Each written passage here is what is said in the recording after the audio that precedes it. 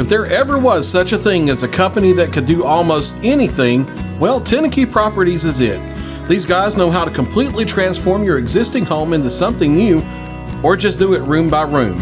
That's Tenakee Properties. Visit Tenakee.com or phone 931-244-4602. From the Tennessee Valley Weather Channel, this is your evening update.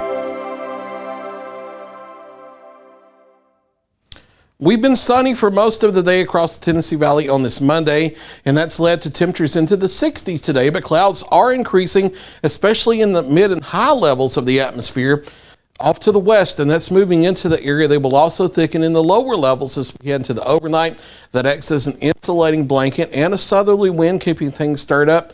Not going to drop temperatures too much during the overnight, only into the upper 40s. There is a wind advisory for wind gusts that start getting into the 30 mile per hour range overnight tonight, and then between 30 and 45 miles per hour tomorrow night and through the morning hours of our Wednesday here. So it's going to be a windy deal going forward, and this is completely away from thunderstorms.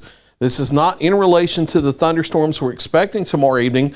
These are just background wind gusts because of the pressure gradient from the low pressure in the frontal system that will be crossing. And once we start getting those wind gusts into the 30, 40, 45 mile per hour range, that's strong enough to maybe knock down a couple of tree limbs onto power lines. So I can't rule out a power outage or two here and there before we ever get storms moving in tomorrow evening. But there is the possibility of a few strong to severe thunderstorms going into the evening hours of our Tuesday. I think the overall timeline, the window of opportunity, it won't storm the whole time, but the window of opportunity is between 5 p.m.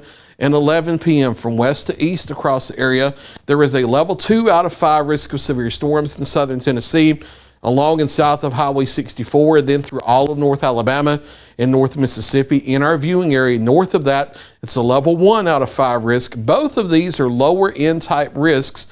This is not a big outbreak or anything like that, despite what you've probably seen on social media the past few days. Here's how the threats break down for Tuesday evening. Keep in mind, these are the particular storm threats. These don't have anything to do with that background wind gust potential through the day. With the storms themselves moving through between 5 p.m. and 11, a spin-up tornado can't be completely ruled out, but it's a very low risk across the area, probably even enough that we're not likely to get a tornado watch. I can't rule it out completely, but we're not likely to, given what we see now for tomorrow evening. Main threat with the storms will be damaging wind gusts to 50, 60 plus miles per hour. If the storms don't have a whole lot of rain ahead of them tomorrow evening, an hour or two before they move in, there could be some gusts over 60 miles per hour, as high as 70 or maybe even a little bit higher than that. But that's not a guarantee. It's just something we need to be aware of. So there could be trees and power lines coming down and some damage being caused with high winds from the thunderstorms tomorrow evening. Hail is not really a concern with this, but can't rule out some isolated pea-sized hail that's not remotely close enough, large enough to cause damage. So that's not a concern at all. Flooding, not really a concern either, because although there will be some brief heavy rain as the line moves in, the line will be moving quickly, and we're not talking about training thunderstorms or anything like that. So there's not an opportunity for real flooding, but in the poor drainage areas, there could be some localized street flooding briefly in that period of heaviest rain with the line of thunderstorms. Here's how the Futurecast breaks down starting tonight and going on through tomorrow night and into Wednesday morning. You see clouds increasing across the area. That and the southerly wind allows temperatures to stay up between the mid 40s to the lower 50s for overnight lows.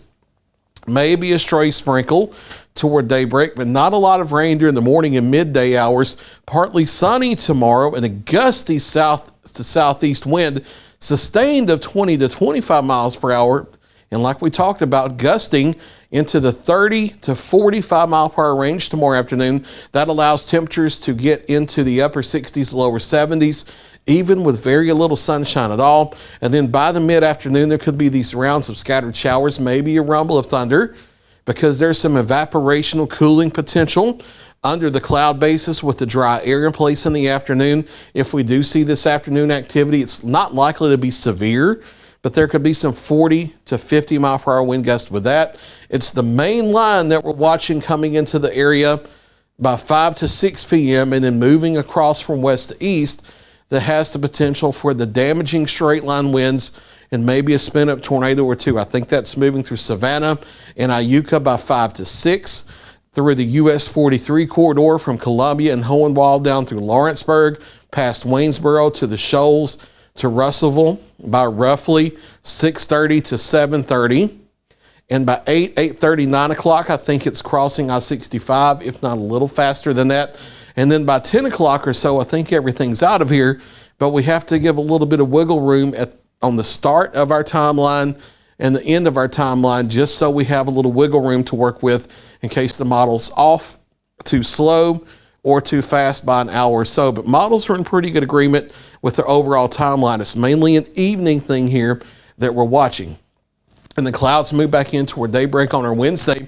Wednesday is going to be the day where the temperatures move the wrong way. We start in the 50s in the morning, drop in the afternoon, maybe a stray shower with a lingering cloud deck here, and then cooler only into the lower 50s despite partial sunshine for our Thursday.